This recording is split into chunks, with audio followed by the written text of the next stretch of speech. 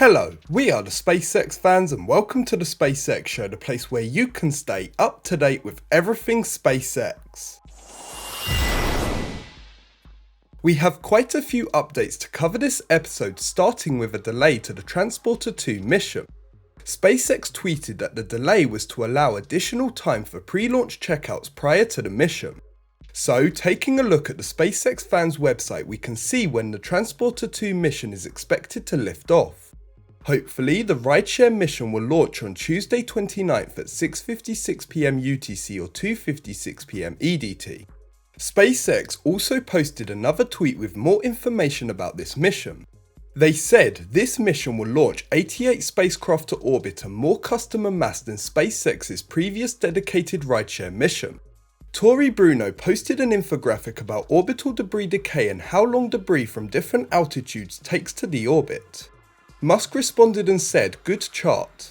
This is a major reason why we moved Starlink from 1100 km orbit to 550 km. Atmosphere automatically clears the lower altitude within a few years so space junk cannot accumulate."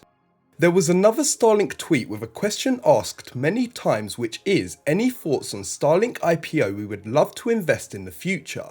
Any thoughts on first dibs for Tesla retail investors?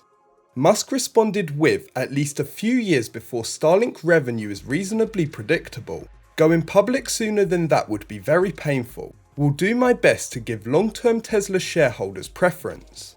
Musk posted a tweet saying Starlink simultaneously active users just exceeded the strategically important threshold of 69,420 last night.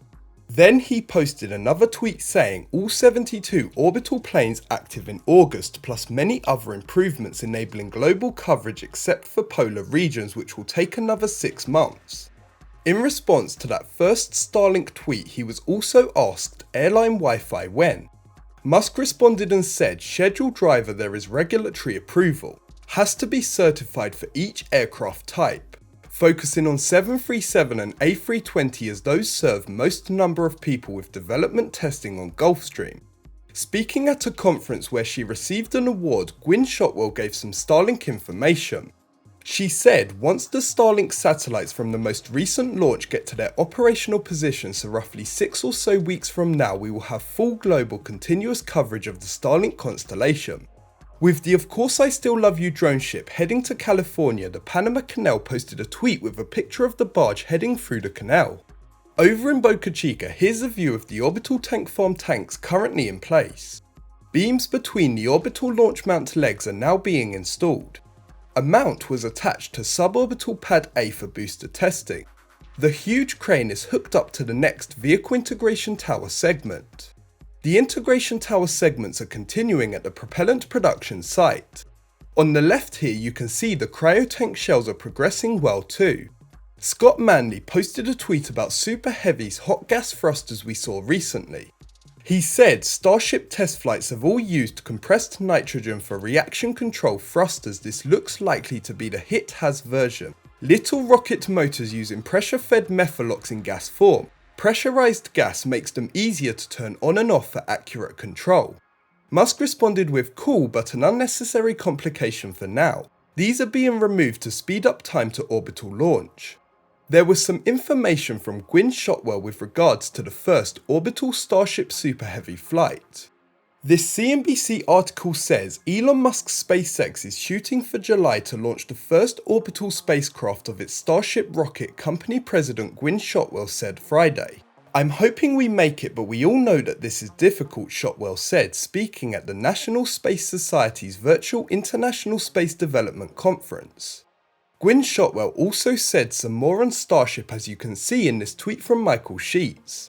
It says, Shotwell on Starship, "I don't think that people really have even comprehended what that system is going to do.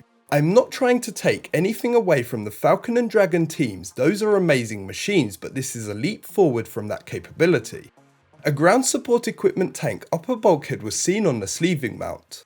The ground support equipment tank GSE-3 sat in the yard for a while was seen being worked on. Crews have been working on Starship SN16 too. The Super Heavy BN 2.1 test tank was moved off its stand recently at the launch site. The tank was then rolled back to the production site. On Thursday, there was a tweet about the super heavy BN 2.1 test tank being moved from its stand to be transported.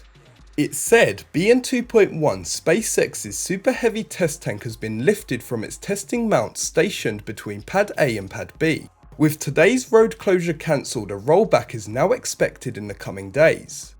Musk responded with, "We are almost done with first prototype booster. This will go to test stand A. Next one will fly to orbit. Team has been crushing it many days and nights in a row. I believe this is another super heavy section being prepared for stacking in the high bay." As always, the final thing to show for this Sunday video, we have the latest Starbase production diagram thanks to Brendan Lewis. To finish up this video, I have to say thanks to Tyler Gray, who has been out in Boca Chica filming the amazing content. Also thanks to the hard-working NASA spaceflight team behind the scenes putting together their videos, live streams and other space content. That's it for this episode of the SpaceX Show. I hope you enjoyed the video. If you did, make sure to hit the like button and leave a comment down below. If you want to stay updated with SpaceX info, make sure to subscribe and press the bell icon to get notified when I upload. Thanks for watching and have a great day.